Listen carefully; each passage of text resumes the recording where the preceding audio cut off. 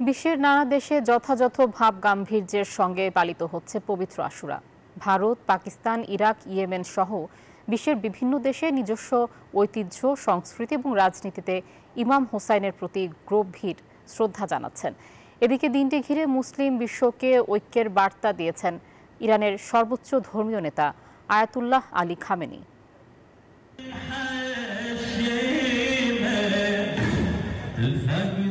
হিজরি ৬১ সনের মহরম মাসের ১০ তারিখ কারবালার ময়দানে ইয়াজিদ বাহিনীর হাতে শহীদ হন মহানবী হজরত মুহাম্মদ সাল্লাল্লাহু আলাইহি সাল্লামের প্রিয় দৌহিত্র ইমাম হোসাইন।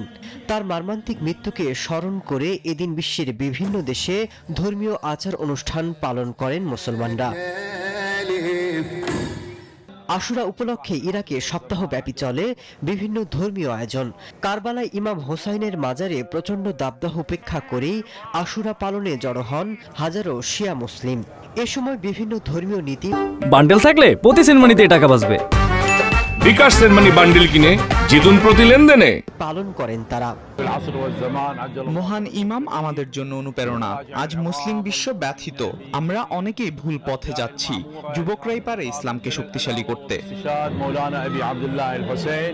পাকিস্তানের রাজধানী ইসলামাবাদ সহ দেশটির বিভিন্ন জায়গায় কঠোর নিরাপত্তা উপেক্ষা করে আয়োজন করা হয় তাজিয়া মিছিল। এ সময় ইয়া হোসাইন ধ্বনিতে নিজেদের বুকে আঘাত করতে থাকেন অনেকে। গাজা আর মধ্যপ্রাচ্যের শান্তি ফেরাতে আওয়াজ তোলেন মুসল্লিরা।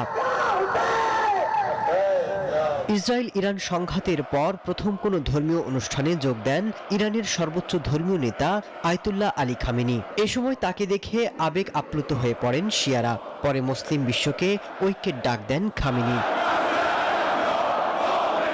এছাড়া আশুরা পালিত হয়েছে তুরস্ক, আফগানিস্তান, আজারবাইজান, বাহরাইন, সৌদি আরব সহ বিশ্বের বিভিন্ন দেশে। শুধু মধ্যপ্রাচ্য নয়, ইউরোপের কয়েকটি দেশেও পালিত হয়েছে পবিত্র আশুরা।